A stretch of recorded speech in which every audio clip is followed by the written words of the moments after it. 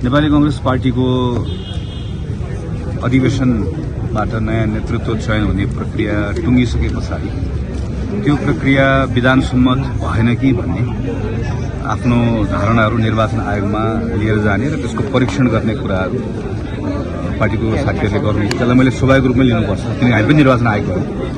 तर निर्वाचन आयोगले निर्णय गरिसके पछाडि पनि मेरो सबैलाई आह्वान पनि हो, अनुरोध पनि हो। पार्टीभित्र एउटा अधिवेशनको प्रक्रिया भयो, त्यसमा हाम्रो केही विमतिहरू रहे, यसको एउटा रेफ्री नै भनौँ निर्वाचन आयोगले निर्णय पनि गरिसकेको छ। त्यो निर्णयलाई हामी सबैले यसलाई स्वीकार गरेर हामी एकै ठाउँमा बसेर पार्टीका आगामी निर्णयहरू गर्ने कुराहरूलाई केही पनि अप्ठ्यारो छैन। हामी हिजोको भ्रिकुटी मण्डलमा उपस्थित थिएनौँ भन्ने कुरा अब पास सकिसकेको थियो। हामी त्योभन्दा अगाडि नै बढिसक्यौँ। हामीले पार्टीलाई स्थापनाकालीन हाम्रा जुन मूल्यहरू छ, हाम्रा संस्थापक नेताहरूले पार्टी बनाउँदै गर्दा बनाउनुभएको मूल्यहरू, त्यो मूल्यहरूलाई अझै बढी उज्यालो बनाउने, अझै बढी जोगाउने र नयाँ युगको नयाँ चेतना अनुसारको त्यो भावनालाई समेट्न सक्ने पार्टी बनाउन चाहन्छौँ। यस्तो पार्टी बनाउनका निम्ति हामीलाई पुरानो नेताहरू पनि हामी सँगसँगै हिँड्नुपर्नेछ, धेरै नयाँ साथीहरूलाई पनि समेट्नु पर्नेछ। हामीलाई समयको ठुलो दबाव छ, 2 दिनभित्रमा यति धेरै कामहरू टुङ्ग्याउनु पर्नेछ। त्यसैले यो भित्र मेरो अहिले मैले गर्ने अनुरोध भनेको पार्टीका सबै साथीहरूलाई एक ठाउँ जमाउँ।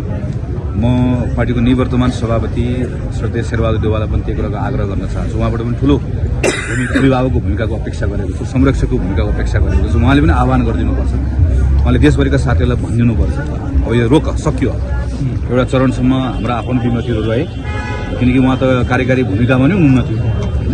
त्यसैले अब सकियो, अब सबै एक ठाउँ आउनुपर्छ भन्ने कुरा उहाँको पनि भूमिका रहन्छ। म पार्टीको वरिष्ठ नेता डाक्टर शेखर कोइरालाबाट पनि त्यही कुराको अपेक्षा गर्छु। निवर्तमान कार्यवाहक सभापति आदरणीय पूर्णबहादुर खड्काबाट पनि त्यो अपेक्षा गर्छु।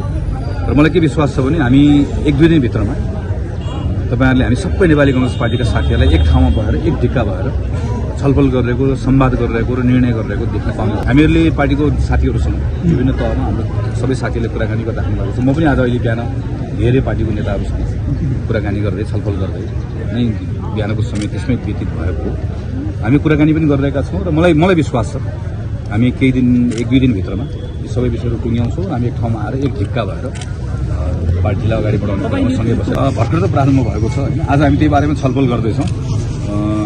मैले अघि भने मलाई के विश्वास छ भने एउटा यो पक्ष त्यो पक्ष यताउता यो सबै कुरालाई मेट्छौँ हामी। खालि एउटै मात्रै हामीलाई अहिले भएको दबाब भनेको टाइमको प्रेसर भयो होइन। आज 3 गते भइसक्यो, 6 गते मनोनयन गर्नुपर्ने छ होइन, टाइमको प्रेसर छ। त्योभन्दा बाहेक अरू बाँकी रहेको कुराहरूलाई हामी म्यानेज गर्छौँ।